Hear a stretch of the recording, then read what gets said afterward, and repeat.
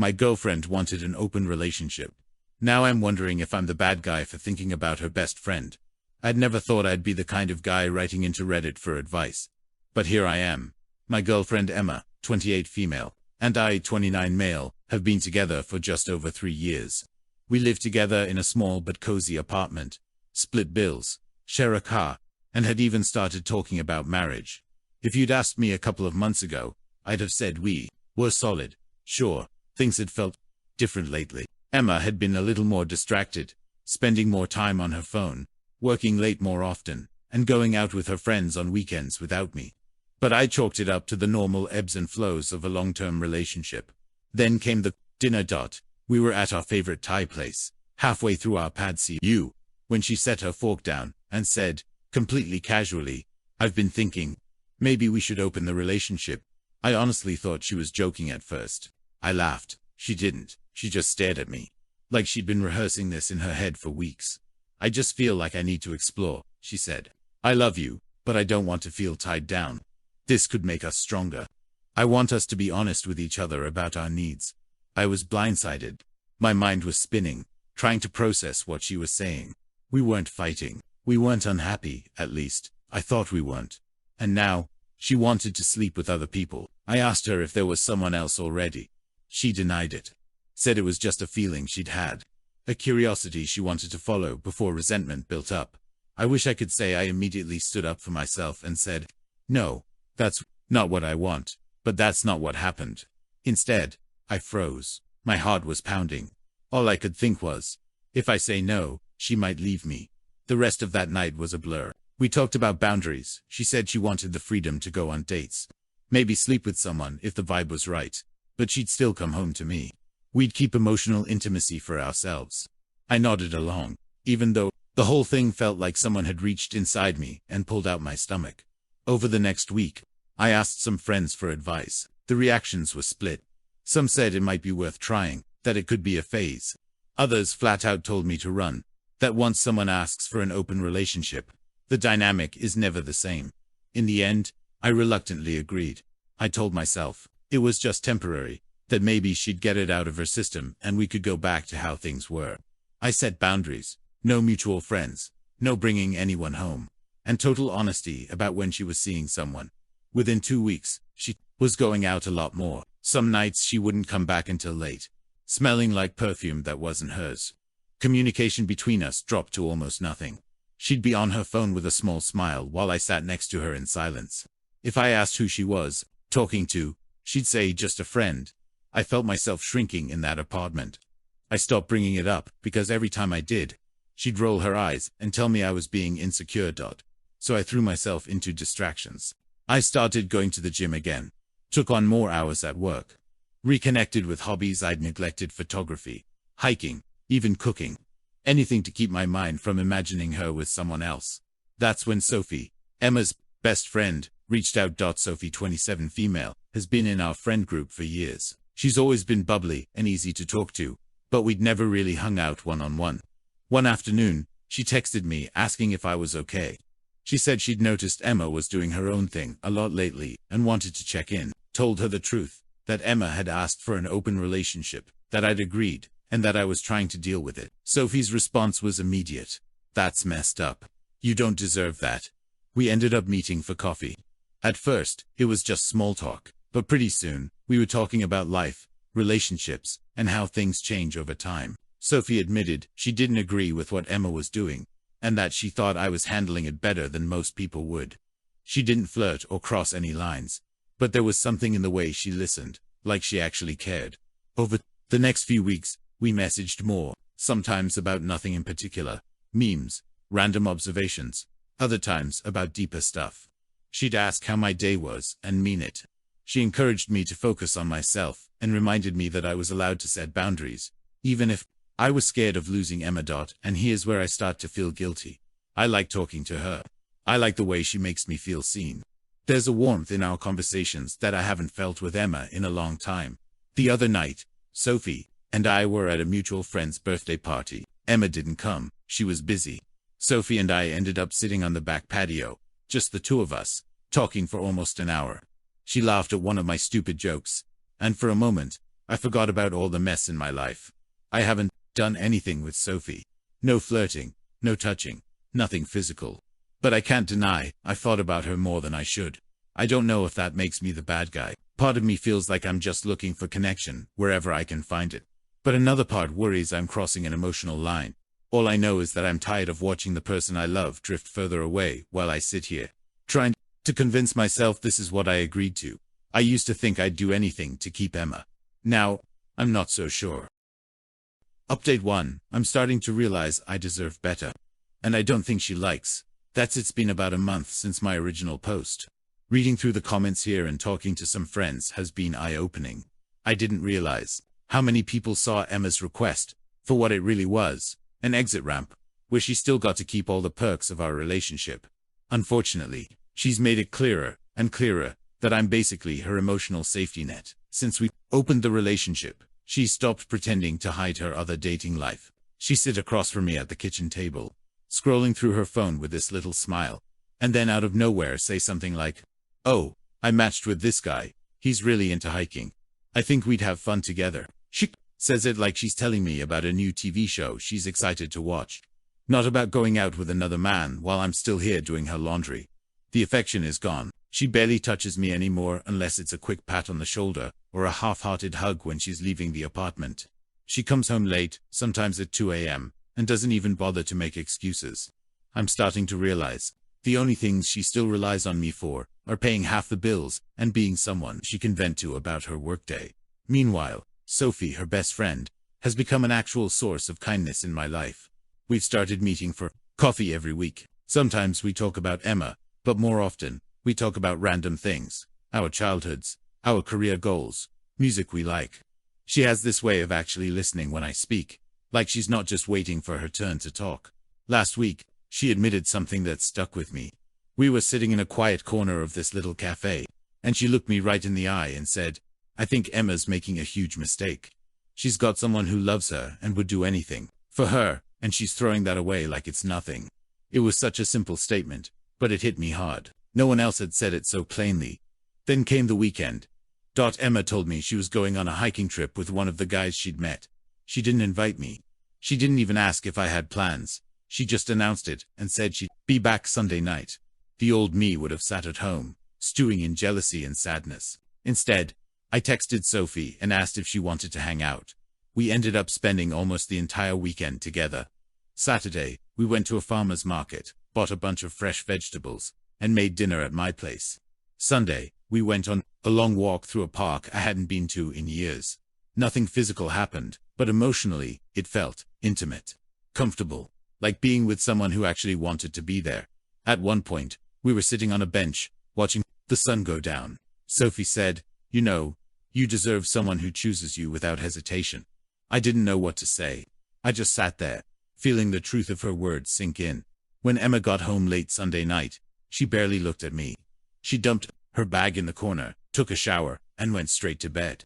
No, I missed you. No questions about my weekend. I could have been a houseplant for all she cared. That was my breaking point. The next evening, I told her I wanted to pause the open relationship and focus on us. I said we'd been drifting apart, and that I thought the whole experiment was making things worse. She laughed. Literally laughed in my face. "You think I'm going to go back to being exclusive? That's not who I am anymore.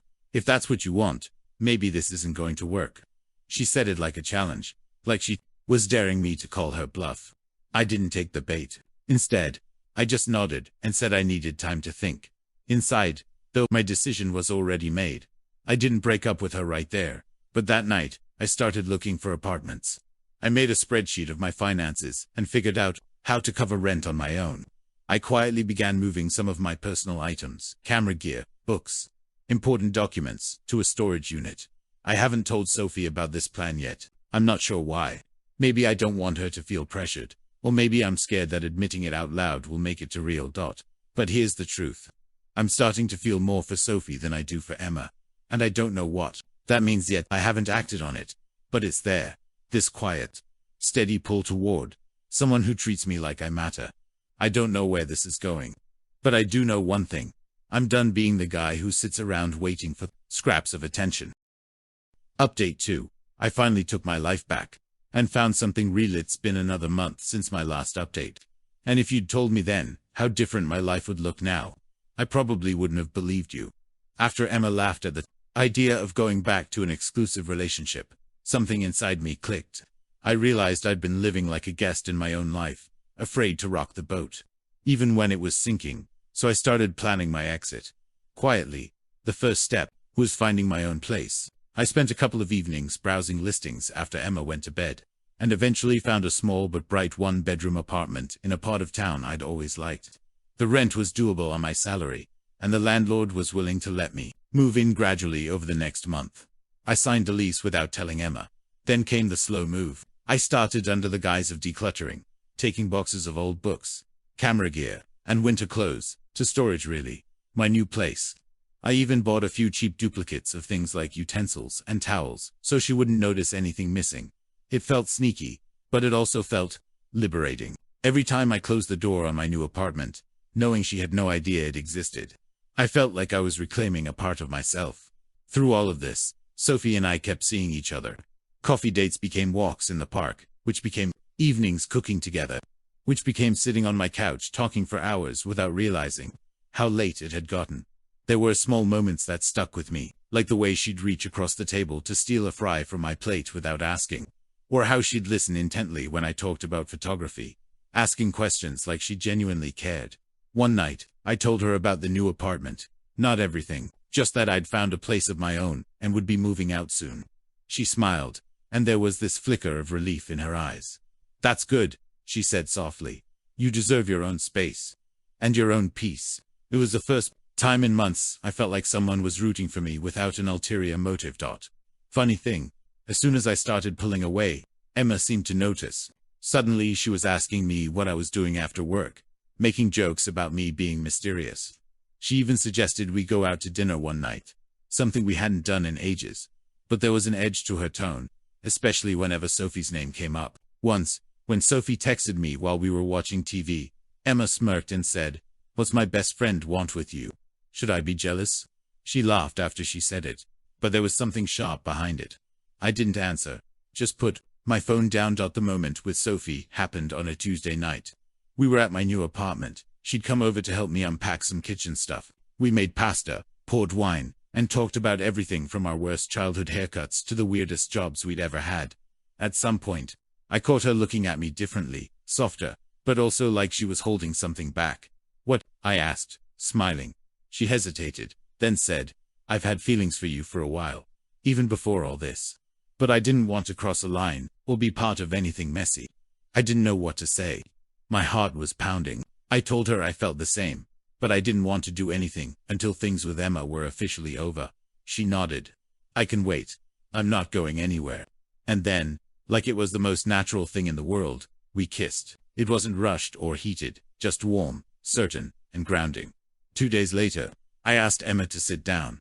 I told her I was moving out, that I couldn't do the open relationship anymore, and that I wanted to end things.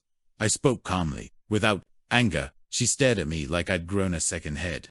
"You're serious?" she said. "I thought you'd always be here, no matter what." That was kind of the point. Then she narrowed her eyes. "This is about someone else, isn't it? Is it Sophie?" I didn't confirm, but I didn't deny it either. "This is about me," I said. "About what I need."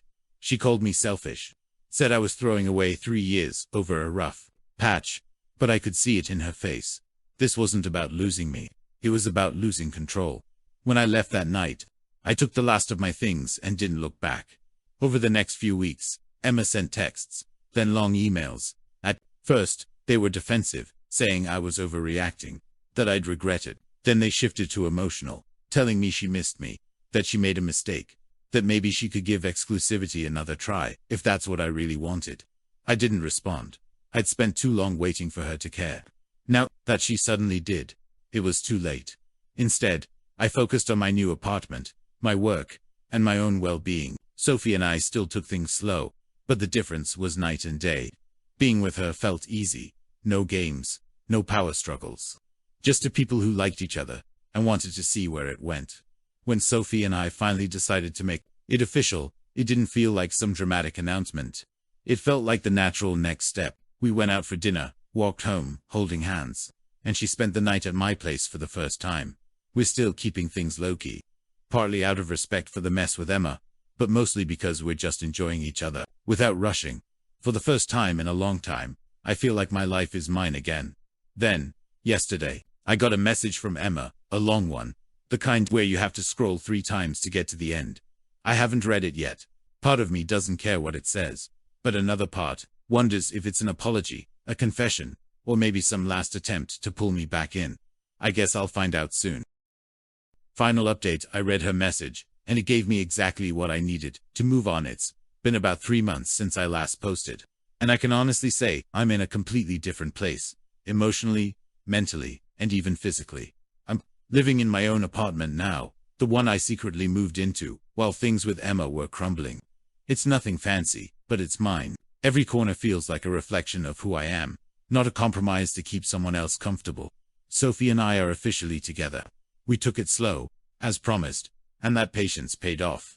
Our relationship is built on mutual respect and genuine care. No power games, no keeping score. She makes me feel valued in ways I didn't even realize I'd been missing.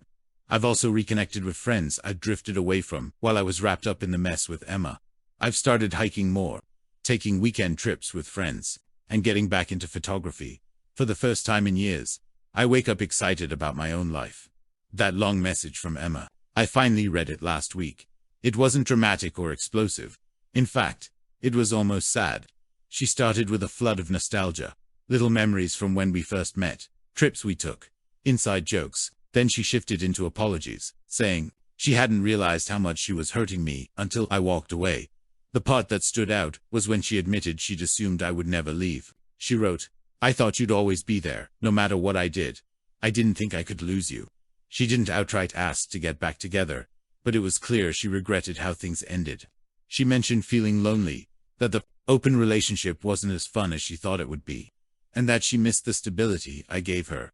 I read it twice, expecting some rush of anger or bitterness, but I didn't feel either.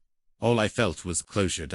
When she first suggested the open relationship, I thought it was the end of the world. I thought it meant I wasn't enough.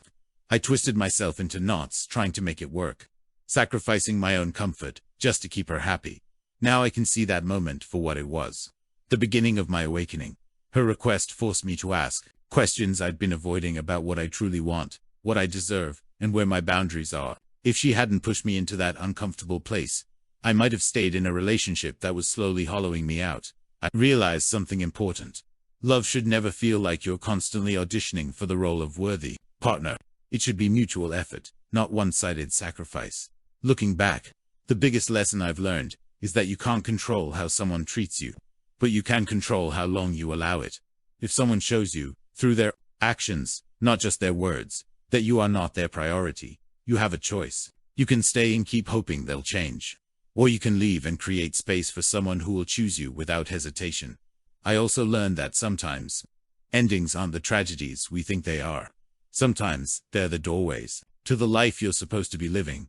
I'm grateful for Sophie, not because she saved me, but because she came into my life at a time when I was finally ready to choose better for myself. She's proof that healthy, respectful love exists, and that it doesn't have to be earned through suffering.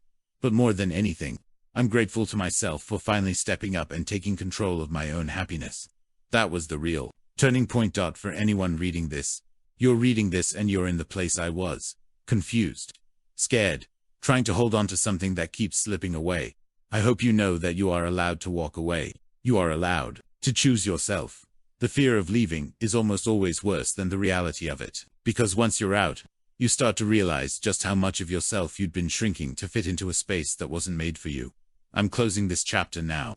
Emma's message gave me what I needed, not a reconciliation, not even an apology I'll act on, but a final reminder that walking away was the right choice.